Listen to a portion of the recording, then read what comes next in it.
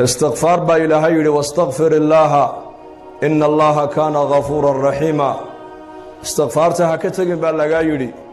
إله آد بريسا نر والبا آدو نقونيسا حقيسا والله دافد بدن ونحريس بدن ويان أدعوني أستجب لكم با إلهي يري إبويديست أنيقو إبريا أنيقو نوانينيقا أجيب يا دعاديني لئن شكرتم لأزيدنكم هذا نعمتي إذا يقول شكر دان با إلهي يري أنيقو نوانيني بيرينيا dembiilaataho mar walba dembi uu kaa soo dhacaya marka istighfaarta ha ka tagin mar walba waxaa tahay mid baahan baahidaada ilaahay u sheego ilaahay bari oo saacadaha ducada la aqbalee ducada ilaahay aqbalo ee axaadiista nebigeena calayhi salaatu wasalaam nebigu noogu sheegay xilliga ilaahay bari oo baahidaada ilaahay u sheego salaada markii laga baxa ducada waa la aqbalaa roobku markuu da'ayo ducada waa la aqbalaa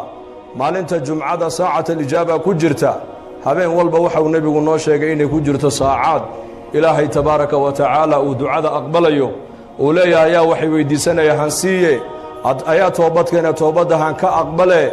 ayaa maaragtaanee dembi dhaaf doonay dembigiisa han dhaafe saacadaha kaco ilaahay la munaajooyo baahidaada ilaahay u sheego aqrab maa yakuuna alcabdu min rabbihi wa huwa saajidun faakhiru fiihi adducaa فقيمن أن يستجاب لكم النبي عليه الصلاة والسلام مركو أدونكو إلهي سوغو دواشة بدن يحي ومركو سجود وجهك ودولك وكوهيه حلقا دعاء بدي أبو النبي عليه الصلاة والسلام وها حقيقة أبو النبي يا حلقا أنك دعايستا إلهي دعاء سين وأقبل أيو ولالكا مسلمك وأنكا ورقب ودو دعايسا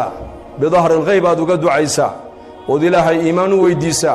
هداية إلهي ويديسا توفيق إلهي ويديسا برواق إلهي أدو ويديسا عفماد إلهي أدو ويديسا تاسانا أبو إجابة دوب النبي عليه الصلاة والسلام أدو walaalkaaga muslimka aan warkaa qabin markaad u ducaynayso korkaaga malag baa taagan mar alle markaad walaalka u ducaysidba walaka mithluhu malagi wuxuu ku leeyahay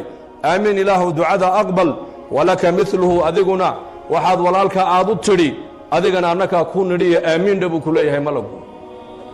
ducadaadaas adiga in la aqbalayo ilaahay baa garan laakiin ducada malag waa mustajaabo weeyaan markaad walaalkaaga muslimka isagoon kaa warqabin aad u ducaysid waxaad walaalka ilaahay aad u weydiisid adigana malag baa ducada tul lamida kula dul taagan oo ilaahay kuu baryaya tadcuunii astajib lakum ibarya baa ilaahay ku leeyahay ducadiina waan aqbaliye marka ducana ta ugu fadli badan buu nebigu calayhi salaatu wasalaam waa inaad tidhaahdid alxamdu lilaahi rabbi alcaalamiin